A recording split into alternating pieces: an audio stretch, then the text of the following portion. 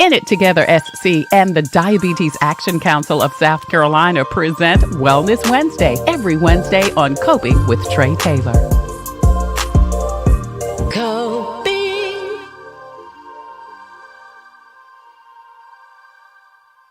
We are in the middle of travel and vacation and picnics and cookouts, and the beautiful Dr. Jennifer Rice joins us to kind of guide us through all of that. Jennifer, thank you again so much for joining us. I love the yellow. I feel so blonde. You look so bright and airy over there. Bright and cheery today. Yes, you do. I love the yellow. Love the yellow. So listen, we've got a lot to cover. I want to talk first about outside events. You know, we've got cookouts, we've got picnics, and it is such a great time to get together with family and friends, but it's not great if we're not eating the right things. You know, there's a different piece to having food outside. So let's talk a little bit about it. What are the best foods? What travels best as far as outside food? So, here in the South, and especially this summer, yes, you have these multiple 100-degree days. And yes, a lot of people don't realize that food actually does not keep as well as you think it should. I've actually had several patients come in to the office, and as I'm going through the history, what have you been eating, blah, blah, blah, blah, blah. Yeah. And it's been something that they've had during a cookout or a picnic or something.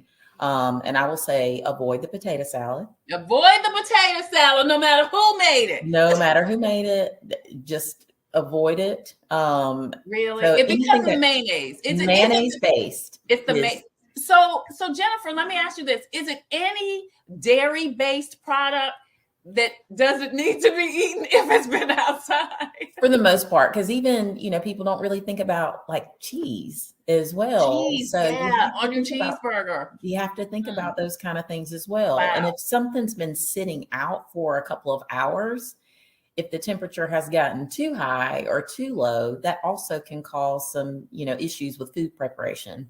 And then you have to factor in that it's outdoors and you may not follow the same safety precautions as you would in the home. So I'm always very cautious of who I eat after.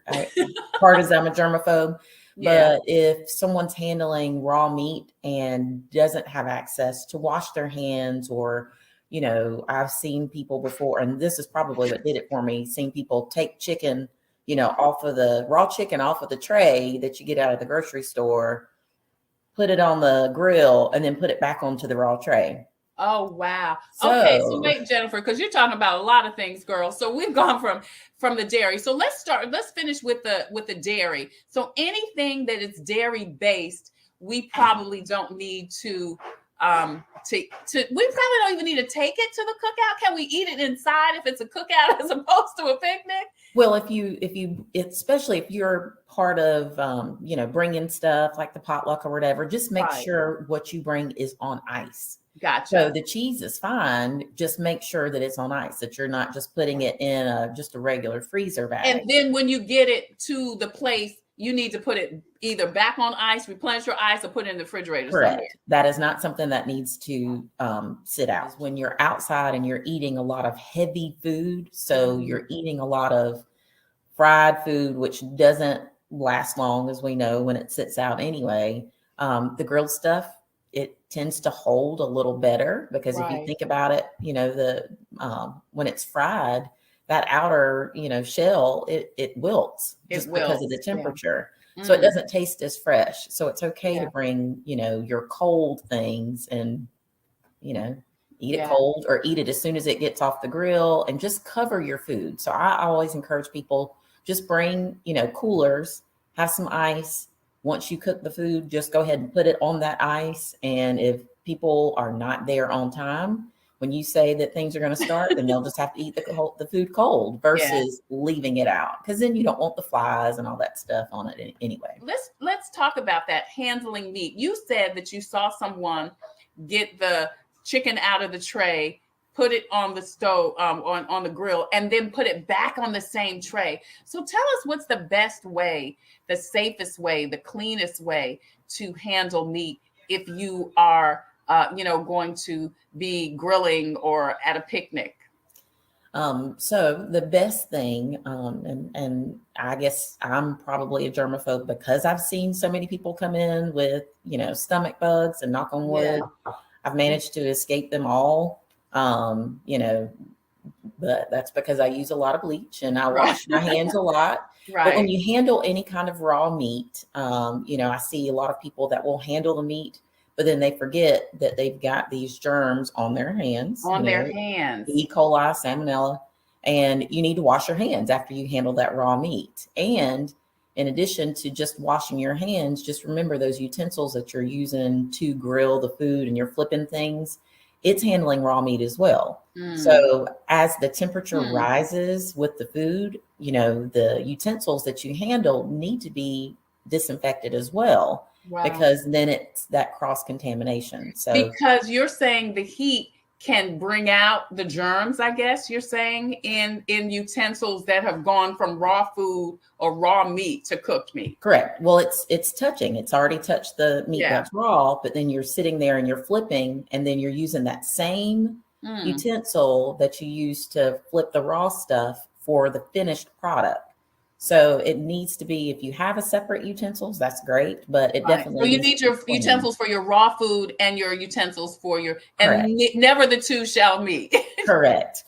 No, and you need a platter for the raw meat, and then you need a separate platter or the clean platter for the cooked meat, because you don't want to, contaminate that as well. Make sure that you're bringing, like your kitchen spray, that you're sanitizing things, that you're, washing your hands, because if you think about it, most people that are coming to cookouts and these outdoor events aren't just, adults. You have some older adults. Exactly. You have kids. And then when you think about someone whose immune system is compromised, exactly. A stomach bug for me, I might miss a day or two of work, but a stomach bug for, someone in their 60s that has diabetes can have, really bad effects, especially if they're on insulin and they're not able to take in. So you're talking, serious sickness for some people. What are the best foods for an outside activity? You mentioned fried chicken is good until it's not, until that heat hits it, and then the skin is not as crisp. So what's the life expectancy outside of a piece of fried chicken? There's a lot of factors with it, right? Yes, and a lot of times we'll have the fried fish. Hot food is meant to be consumed hot. And I'm not saying, oh well, it's hot outside, so we're going to leave it. No, it doesn't really. It doesn't work like that as far as that consistency throughout the meat, because you don't want it to overheat as well. Obviously, it doesn't taste as fresh. But the cold foods, if you can keep it cold. So fruit is always a safe thing. And it gives you a chance to eat healthier. I know, culturally, a lot of times we have a lot of very heavy foods, but a lot of times those heavy foods do end up leading to acid reflux. People, they're just so stuffed, and but we really need to start that tradition of just trying to incorporate more healthy things for our children even to see. And so, our fruit, our grilled items, those are things that are better for us overall. And then you don't have to worry about your rings not fitting and your ankles swelling because you've had all this, extra salt and all these preservatives to keep the food fresh. I'm glad you mentioned grilled foods, because I was going to ask about that. So does grilled food keep better outside than fried food? It tends to, and that it's really more of the texture issue, just because, once the food gets cold when it's fried, it just it loses that crunch anyway. But the grilled food, you don't have to worry about that extra layer, the fried material on top of it. So grilled is usually it's tasty both cold and, warm, but the grilled food tends to be a little bit of and I'm speaking specifically about chicken, not really fish. Fish is its own, that's a different subject, because grilled Well, let's food. talk about it. You've talked about chicken. Can we talk about fish, since you said that's a whole different Yes. thing? So fried fish, just eat it fresh, Right. eat it hot, right out of the fryer. But any kind of grilled fish, you want to eat that immediately. That does not need to sit out as well, because that can be a little bit more, you can see more contaminants with the fish, as, instead of, chicken. Hot dogs keep, pretty well, because Okay, so it's already very processed. So hot dogs are pretty safe regardless of the temperature. What about hamburgers? Hamburgers, you have to be very, very careful with that. And a lot of that, once again, is with preparation, because a lot of people don't realize just how much E. coli we see in the healthcare community.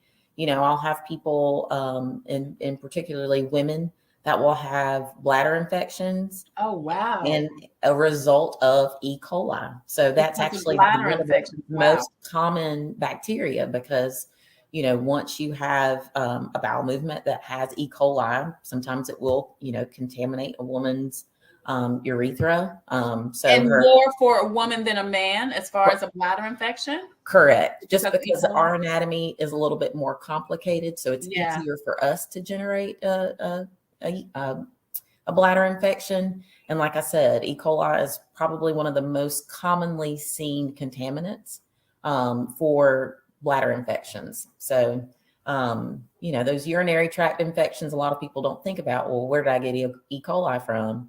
Well, where have you been? Wow. So we have to think about the long-term issues with that. And of course, older folks, when they get bladder infections, it's a lot of times different. They get confusion, and they can get dehydrated so quickly. Really? So, so you can be dehydrated and confused, and those are symptoms of a bladder infection that you could have gotten from eating something contaminated at the cookout. Yes. Wow. Yes. So, and like I said, the older folks, especially when it's they wake up and all of a sudden they're confused, because dementia doesn't set on immediately, but and that's usually one of the things when patients will bring their parents in, and they're like, they're just acting real funny. We test their urine, and sure enough, it's a bladder infection. Wow. And so in a typical environment, when it's not 110 heat index, the rule of thumb is no longer than 3 hours. No but longer than when 3 you're hours. outside, I would cut that down to about 2 hours. But our cookouts last a long time. Yeah. And then people try and take a plate home, and then you think about how that food's been sitting out. So my big thing is just bring, just like people will bring their little warmers, with the candles to keep the food warm. Bring your coolers with the ice, and that way you can make sure that food stays fresh. If you want to have the macaroni and cheese, that macaroni and cheese does stay fresh. So make sure you're covering the food, for one, because you don't want insects and all to contaminate it as well. And then that you're icing it to keep it fresh, because you want to keep it at a temperature that can be eaten. And you can't always tell by just sticking a food thermometer in it, because the temperature will vary throughout that day. You're saying that from eating spoiled food from the cookout, E. coli in particular, that could cause, specifically in women, a bladder infection. Yes, which is kind of crazy to think, because people typically will think about, diarrhea or vomiting, which is, obviously terrible and can dehydrate you, and you feel awful and you have headaches. But some people don't realize, just that nausea as well that you can feel without the vomiting sometimes is worse than vomiting. Headaches. Some people, when they do have stomach bugs, will actually have like body aches. So they do feel fluish. Right. You can run a fever. So in any of those things. Yeah. So what do we need to, so bladder infection is one thing. What else? I know you mentioned in older adults that they could have dementia-like symptoms, but it actually be some type of infection due to food contamination. Correct. Possibly, Mhm. E. coli is usually the bacteria, and Right. the way that you get E. coli is through, contaminated food. But that's not always the case. But sometimes, a lot of times, it is the case. And actually, I've seen a lot of it recently with the urine cultures that I've done on females in Mm. particular, and actually some men. Doesn't happen as often as men, but they try and figure out where they got it from, because this is weeks, later. Whereas, at a cookout, typically if you go home, a lot of times that night you have an upset stomach, it may take 24 hours for things to kind of process through. So a lot of times with the bladder infections, people can't, they can't pinpoint because it's been a few weeks. But with the diarrhea, the nausea, the vomiting, the headache, the fever, typically that will occur, 24 to 48 hours after consuming the food. Right, right, right. Anything else? Any other food related conditions, illnesses that we need to be conscientious about? Those are pretty much the most common, Okay. and because you can have a secondary infection because of that, you Mm-hmm. just want to avoid it at all costs. I hear people joke, well, if you want to lose 10 or 15 pounds real quick, you can eat some of that stuff. You Oh don't my want to lose weight God. that way. That's not the way you want to lose it, Right. especially, when you are so dehydrated, and people come in and they seem so desperate. And I'm like, I'm sorry, there's just not a lot I can do. I can give you some medicine that'll make you sleep, but there's nothing, just that will zap that, stomach ache away. So you're saying that there's really no treatment. You just got to let it work out of your system? Correct. Yeah. I mean, you can take, Imodium to help with the diarrhea, or Pepto-Bismol, but for the most part, there is no magic, pill, unless Mhm. there is a parasite, because, you can Right. actually get, parasites from untreated water or food as well. So sometimes you have to have an antibiotic for it. So it's a lot more complicated than people realize. Just what can happen when you eat the wrong person's food. So water is probably the least utilized beverage that we use, because we're so used to our sodas Sodas and and sweet tea. our sweet Yeah, teas we're in the and our South. So. lemonades. And yes, there's water in all of those, but there's nothing that hydrates the body better than water. Hmm. And most of us just don't get enough of it. So what we typically recommend, and it sounds like a lot, but half your body weight in ounces of water a day. So, a 140-pound woman, she should have at least 70 ounces.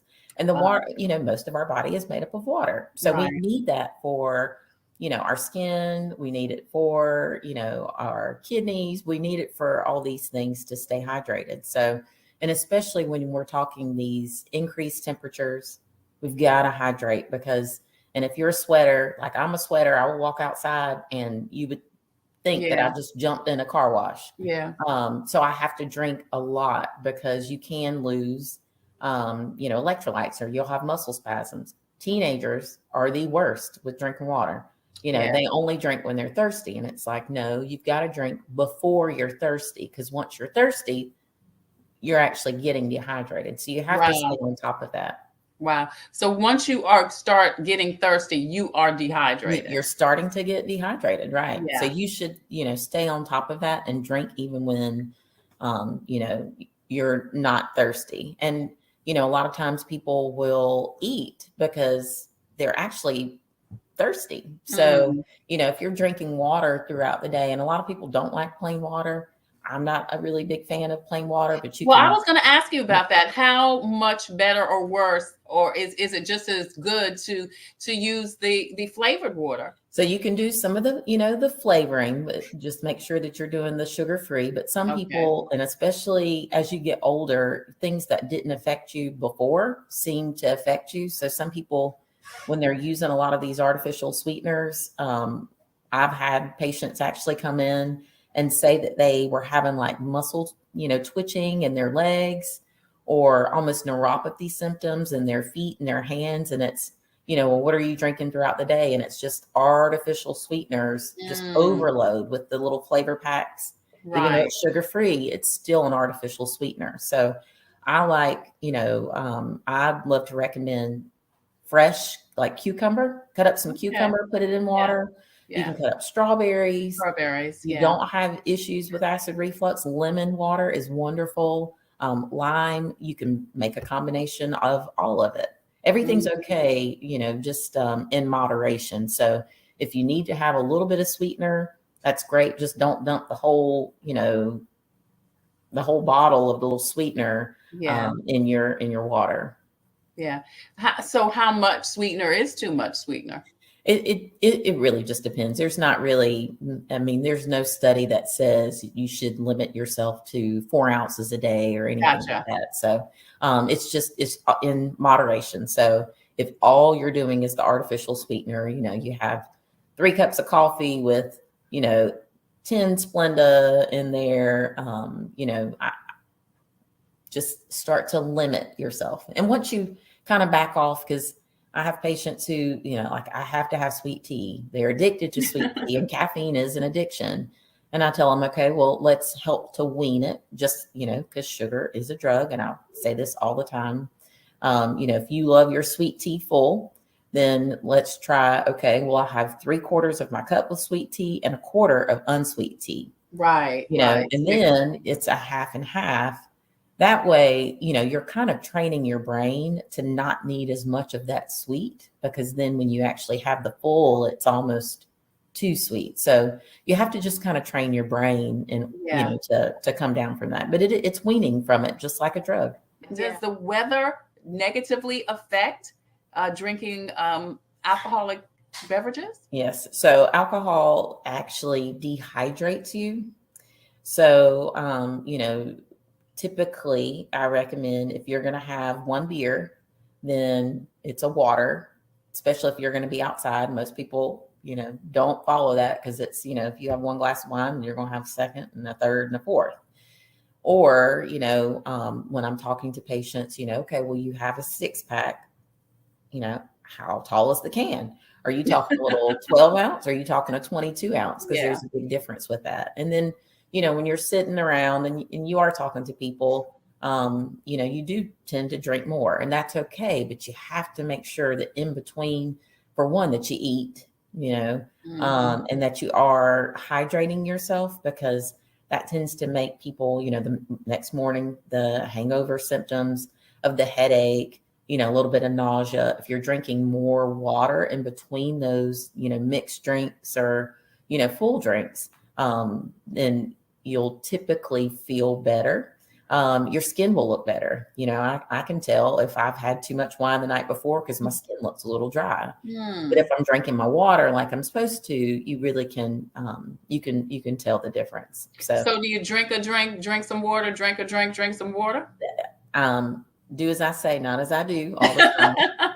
I do try, because how much water though do you drink, Dr. Rice, in between your drinks? So, a lot of times it's just in the social setting that we just like to have something in our hands. Yeah. And so I will switch to just to have something in my hand. So that way I'm not indulging a little bit more than I want to. Because then you're thinking about all those extra calories.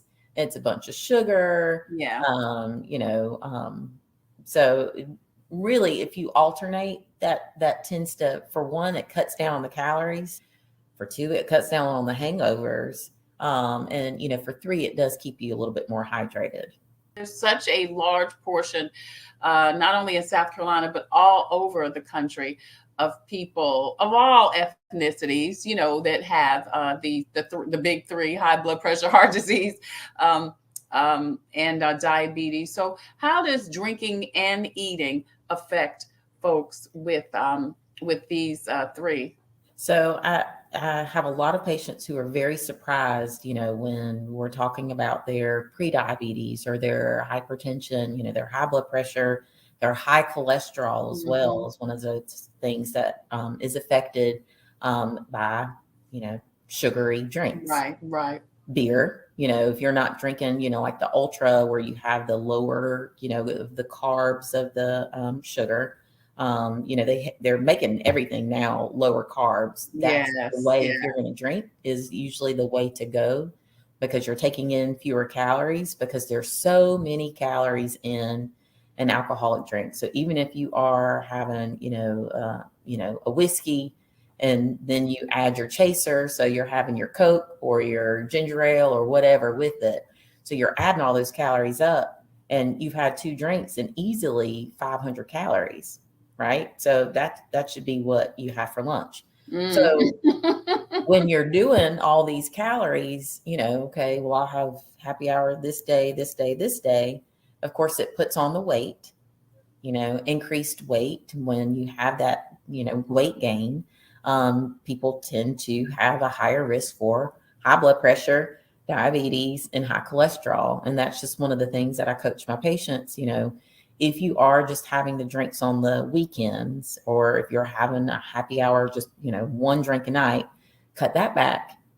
Come back and see me in a month. Let's see where your weight is, and let's see how your sugars are. And if they actually follow that plan, more than likely people are able to lose weight and improve their blood pressure. So people don't really realize that. And then you think about what you're eating when you're drinking, because then, when people are drinking, they, you snack just kind of mindlessly, because your inhibitions have been lowered. So you're eating more, and you're not typically sitting there eating a carrot.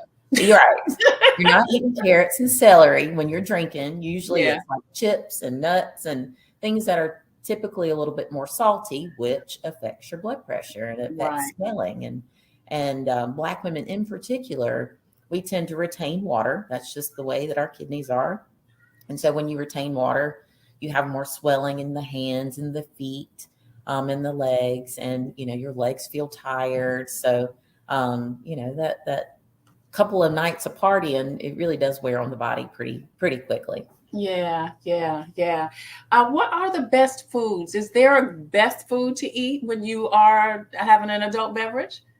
I still will stick with, just trying to do fruits and vegetables. And so I try not to be that boring, house guest, but I mean, I have fixed, Brussels sprouts in the air fryer for people just to, to snack on. So you can make, finger foods kind of fun, or, I've made like carrot strips in the air fryer. I love the air fryer. You can put vegetables in there, because most of the time what you want to do is crunch, right? So if you're doing like your vegetables that are a little bit more crunchy, it doesn't seem like you're punishing people with rabbit food. But you're actually getting some vitamins and minerals in addition to, having that sensation, that need to crunch. Great. Dr. Jennifer Rice is with us today. She has been dropping some great knowledge about do's and don'ts for summer food. Also, we talked about alcohol, and of course, always talking about folks that have high blood pressure, heart disease, and high cholesterol and diabetes today on Wellness Wednesday. Hello, I'm Carolyn Sawyer, an entrepreneur and caregiver. Part of taking care of your health is knowing if you're at risk of type 2 diabetes. Prediabetes is serious and puts you at risk for developing type 2 diabetes. Up to 90% of South Carolinians who have it don't know they have it. Visit inittogethersc.org. Take an online test to find out your risk and join a diabetes prevention program. This message brought to you by the Diabetes Action Council of SC. Hi, I'm Tre Tailor, and we're always coping with something, but God is always with us. Here's the devotional for today. I love you, God says, for who you are, not for what you do. Man, that's good. Many voices vie for control of your mind, especially when you sit in silence. You must learn to discern what is my voice and what is not. Ask my spirit to give you this discernment. Walk closely with me in each moment, listening for my directions and enjoying my companionship. Refuse to let other voices tie you up in knots. My sheep know my voice and follow me wherever I lead, because I'm always there. That's your devotion for today. I'm Tre Tailor.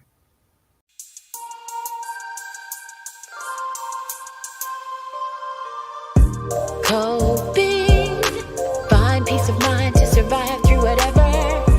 Coping, learning the way that we thrive all together.